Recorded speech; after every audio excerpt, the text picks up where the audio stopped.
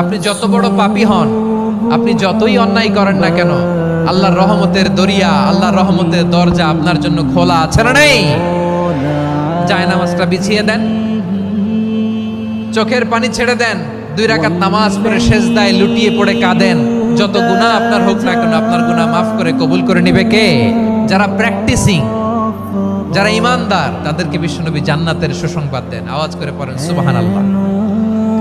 এজন্য রব্বুল আলামিন বিশ্বনবীর পরিচয় অন্য আয়াতে এভাবে তুলে ধরেন, ওয়ামা আরসালনাকা ইল্লা কাফাতান লিন-নাসি বাশীরান ওয়া নাযীরা।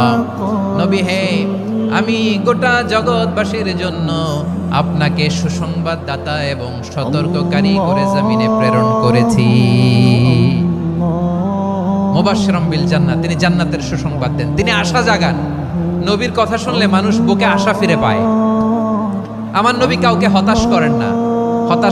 হতাশা বিশ্বনবীর ডিকশনারিতে নাই। তিনি মানুষকে আশাবাদী করে তোলেন। বিশ্বনবীর কথা শুনলে মানুষের হৃদয় নরম হয়, তারা আশা ফিরে পায়। বিশ্বনবীর মুখ নিঃসৃত পবিত্র প্রতিটি কথাই আশা জাগানিয়া। সুবহানাল্লাহ পড়েন। আপনি প্রিয় নবীর মুখ নিঃসৃত বাণীগুলো পড়েন, কথামালাগুলো শোনেন, দেখবেন আশা পাবেন, বুকে আশা পাবেন, ভালোবাসা পাবেন। কারণ তিনি এমন সত্তা, এমন পার্সোনালিটি, তার কথা শুনলে হৃদয় নরম হয়ে যায়। মনে হয় হৃদয় খুলে তারে দিয়ে দেই, সব কথা যেন তারে বলা যায়। আওয়াজ করে বলেন ঠিক কিনা? সে কোন বন্ধু বলো বেশি বিশ্বস্ত, সে কোন বন্ধু বলো বেশি বিশ্বস্ত, কার কাছে মন খুলে দেয়া যায়, কার কাছে সব কথা বলা যায়,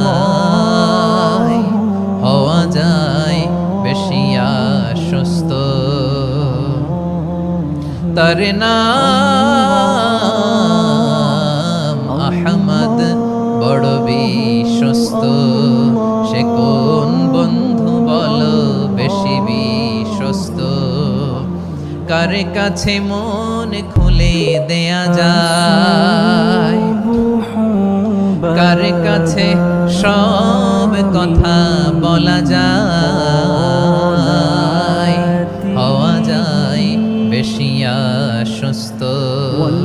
তার নাম আহমদ, বেশি বিশ্বস্ত। যে জন